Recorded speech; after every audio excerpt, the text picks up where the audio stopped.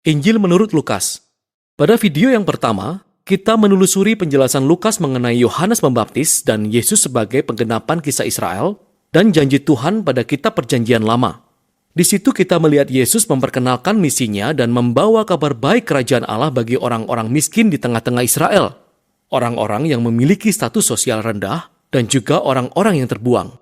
Dan Yesus mengajarkan bahwa kerajaannya adalah membalikkan keadaan, pembalikan dari semua nilai sosial kita. Bagian ini mencapai puncaknya ketika Lukas menunjukkan kepada kita bagaimana Yesus menjadi Musa yang baru, yang membawa pembebasan baru melalui kematiannya di Yerusalem. Jadi sekarang kita masuk pada bagian yang besar di tengah kitab ini, di mana Yesus memimpin Israel yang baru dibentuk ini dalam perjalanan ke Yerusalem. Bagian ini utamanya berisi pengajaran dan perumpamaan Yesus yang diberikan kepada beragam orang yang ditemuinya di sepanjang perjalanan mereka, terutama kepada kelompok murid-muridnya yang semakin bertambah.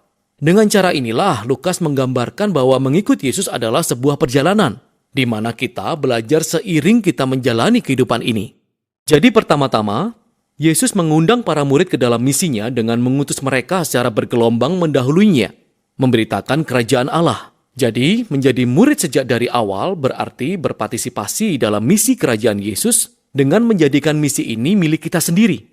Ketika murid-murid Yesus kembali, Yesus lalu mulai mengajarkan beragam pengajaran mengenai doa, mengenai mempercayai pemeliharaan Tuhan. Pada pasal-pasal di kitab Lukas inilah, Yesus lebih banyak berbicara tentang uang, harta kepunyaan, dan kemurahan hati dibandingkan tempat lainnya tentang pengajaran ini.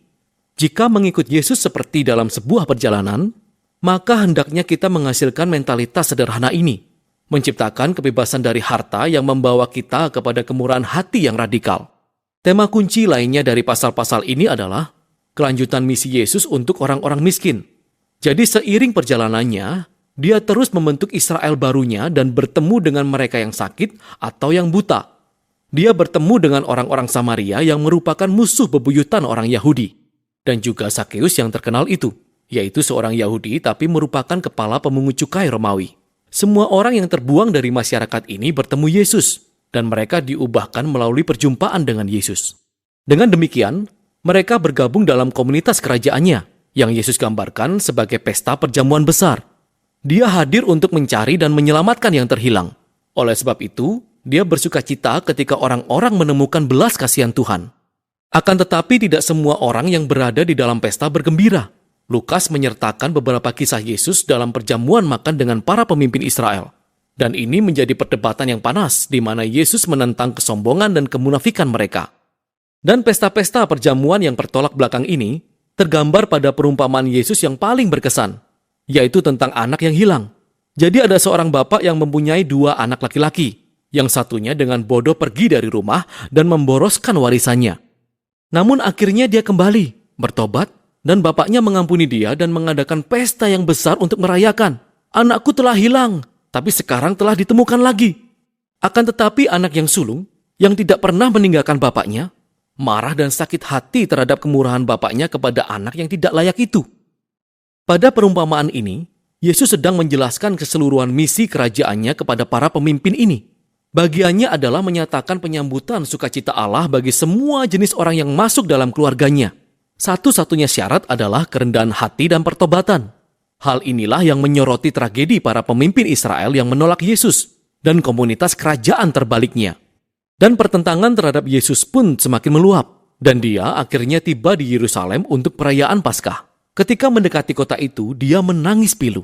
Para muridnya mengeluh-elukan dia sebagai Raja Mesianis. Namun para pemimpin Israel justru mencela dia.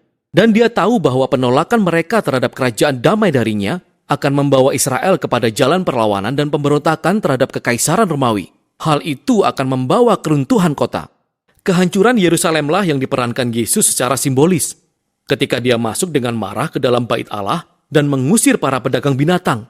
Dia menghentikan sistem persembahan korban bakaran dan berkata, "Tempat ini adalah rumah doa. Dan telah kalian jadikan sarang penyamun, dan akan dihancurkan." Tindakan ini tentu saja menimbulkan perdebatan panjang antara Yesus dan para pemimpin Israel.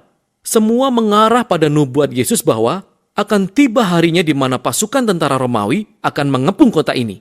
Mereka akan menghancurkannya beserta bait Allah. Semuanya dalam satu generasi. Setelah itu Yesus mengasingkan dirinya bersama para murid untuk merayakan perjamuan Paskah. Hal ini merupakan perjamuan simbolis tahunan memperingati pembebasan bangsa Israel dari perbudakan melalui kematian anak domba. Maka Yesus mengubah sajian roti dan anggur menjadi simbol-simbol baru tentang pembebasan yang baru ini. Tubuhnya yang hancur, darahnya yang tercurah, akan membawa pembebasan bagi Israel baru, kepunyaan Yesus. Setelah perjamuan makan, Yesus ditangkap dan diperiksa di hadapan pemimpin Yahudi, dan kemudian dibawa ke pengadilan karena menyebut dirinya raja. Dan Lukas menekankan ketidakbersalahan Yesus. Pilatus, gubernur Romawi, telah 3 kali menyatakan bahwa Yesus tidak bersalah, sebelum akhirnya dia menyerah.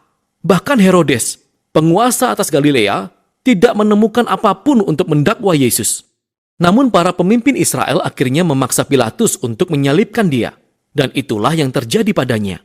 Namun meski berada dalam siksaan yang mematikan tersebut, Yesus mewujudkan kasih dan rahmat Allah yang selalu diajarkan. Dia menawarkan pengampunan Allah bagi para tentara ketika mereka menyalibkan dia. Dan kemudian ketika salah satu penjahat yang disalibkan di sampingnya menyadari siapa dia sebenarnya, penjahat itu berkata, "Ingatlah aku apabila engkau datang dalam kerajaanmu." Dan perkataan terakhir Yesus adalah sebuah tawaran pengharapan kepada penjahat yang terhina itu. "Hari ini juga engkau akan ada bersamaku di Firdaus." Dan dengan tindakan yang penuh kemurahan dan kebaikan inilah Yesus mati. Tubuhnya diletakkan dalam sebuah kuburan dan pada hari pertama di minggu itu, beberapa murid Yesus datang menjenguk namun mendapati kuburan itu telah kosong. Dan di sana ada 2 sosok malaikat memberitahu mereka bahwa Yesus hidup, bahwa dia telah bangkit dari kematian. Kemudian mereka meninggalkan tempat itu dengan heran luar biasa. Dan tepat disinilah Lukas menceritakan salah satu cerita terbaiknya. 2 dari murid Yesus meninggalkan Yerusalem menuju Emmaus. Dan mereka sangat sedih dengan kematian Yesus. Kemudian tiba-tiba, Yesus ada di sana, berjalan bersama-sama dengan mereka, namun mereka tidak mengenalinya. Dia bertanya mengapa mereka sangat sedih, dan mereka pun menceritakan semua harapan mereka mengenai Yesus, pribadi yang akan membebaskan Israel, tapi sekarang dia sudah mati. Semuanya sia-sia. Tapi selanjutnya, ketika Yesus sedang makan dengan kedua orang ini, dia memecahkan roti untuk mereka seperti yang dilakukannya pada perjamuan Paskah. Dan pada saat itulah mereka mengenalinya. Dan Yesus pun menghilang. Lukas menceritakan kisah ini untuk menyampaikan pesan yang kuat tentang mengikut Yesus.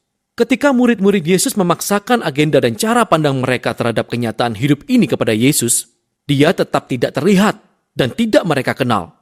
Hanya pada saat kita menundukkan diri kita kepada kerajaan pembalikan Yesus yang dilambangkan pada tubuhnya yang hancur disalib dan dipersembahkan dalam kasih yang memberikan dirinya, hanya dengan cara itulah kita melihat dan mengenal Yesus yang sesungguhnya.